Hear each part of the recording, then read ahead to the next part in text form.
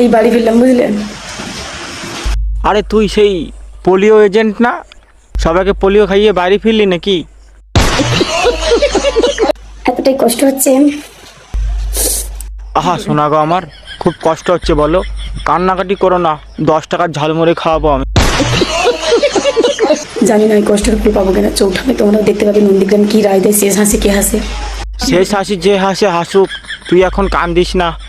তোরে 4 তারিখের পরে 3000 টাকার ভাতা দেওয়া হবে।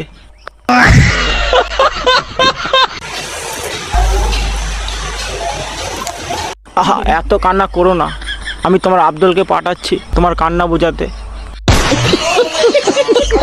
যদি নন্দীগ্রামে সে আগের মতো ফল হয়, আমি আর লড়াই করবো না নন্দীগ্রামের জন্য।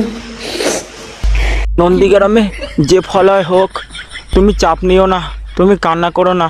তোমাকে 3000 টাকার ভাতা আর সাথে একটা পাগলের সিঁড়ি দেওয়া হবে, আরামসে জীবন কেটে যাবে তোমার।